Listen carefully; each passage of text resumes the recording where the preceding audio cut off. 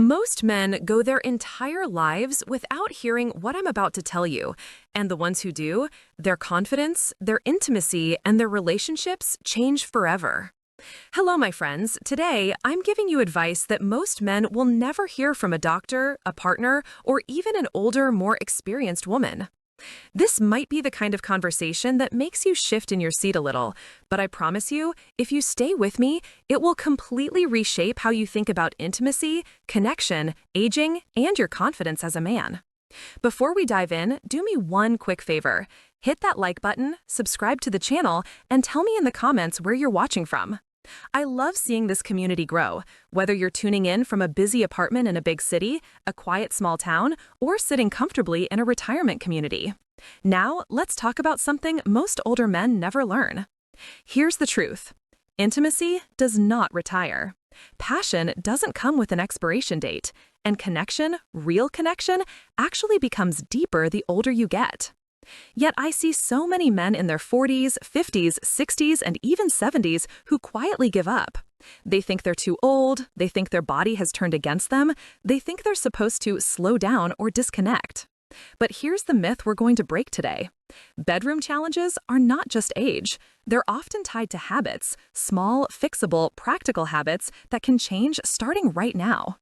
Today, we're going to explore 5 of the most common mistakes men make about intimacy, connection, and women's bodies, specifically fluids, comfort, taste, smell, safety, and communication.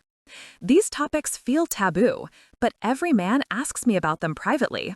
And the men who learn this, they rebuild trust, deepen connection, and rediscover a version of intimacy they didn't think was possible anymore. So let's break it down. 5 key truths, 5 common mistakes, and 1 mindset shift that transforms everything. Stay with me because number 1 is the one that changes relationships instantly. Habit mistake 5, thinking vaginal fluids are dirty. We're starting here because this is where the shame begins for so many men. Vaginal fluids are not random moisture. They are a beautifully engineered part of the human body, designed for protection, comfort, and connection. Biologically, these fluids come from 3 main sources. Bartholin's glands, 2 small glands near the vaginal opening that release a silky fluid to reduce friction. Skene's glands, often called the female prostate, which become active during arousal. The cervix, which produces mucus to balance pH, protect tissue from infection, and prepare the body for intimacy. These fluids are mostly water, but also contain amino acids, enzymes, minerals, and lactic acid. They protect delicate tissue, they reduce infection risk, and they make intimacy safe and pleasurable. But here's the emotional truth. When a man judges, rejects, or seems uncomfortable with these fluids, a woman often interprets it as rejection of her body.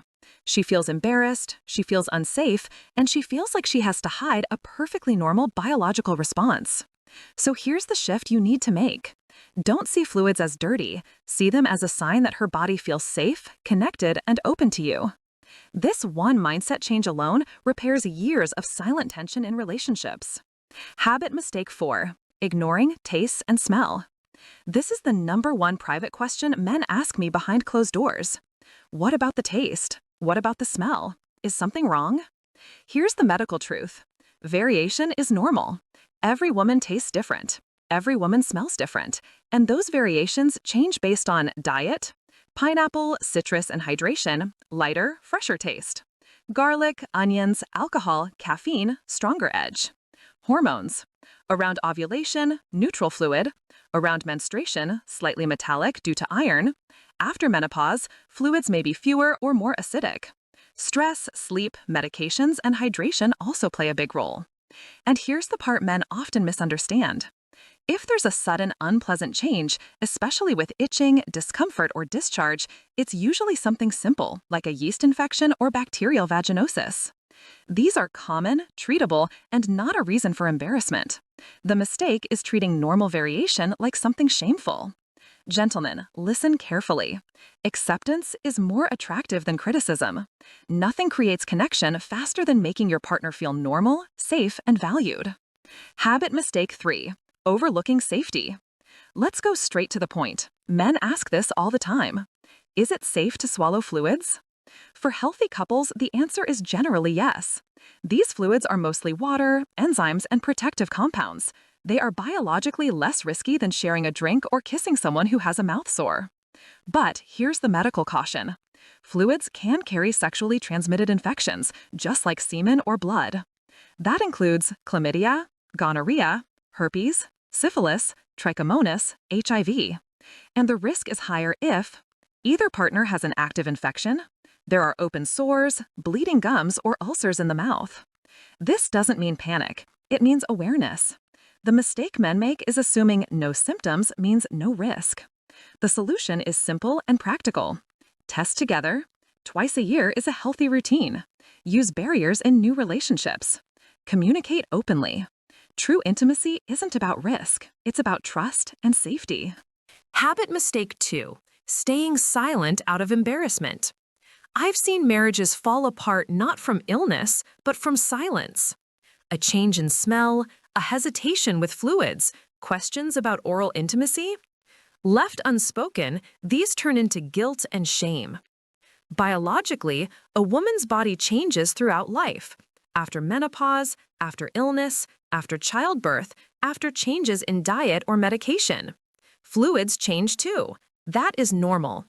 Emotionally, when you don't speak up, or when she senses confusion but hears nothing, she interprets that silence as rejection. The solution? Gentle, kind communication. Not criticism, not pressure. Just two adults caring for each other. This is how you build long-term intimacy. Habit mistake 1, forgetting the emotional power of acceptance. This is the most important truth of all. When a man fully accepts his partner, including her fluids, her scent, her body, and her natural responses, he communicates, I trust you, I'm comfortable with you, I see you, I choose you. Biologically, acceptance helps a woman relax. Relaxation increases arousal. Arousal increases natural lubrication and sensitivity. And that creates better, more connected intimacy for both partners. Emotionally, women carry years of quiet shame about their bodies. Your acceptance heals that. Practically, it changes the entire intimate experience, turning it into something joyful, playful, and completely free of fear. The biggest mistake men make is thinking intimacy is mechanical.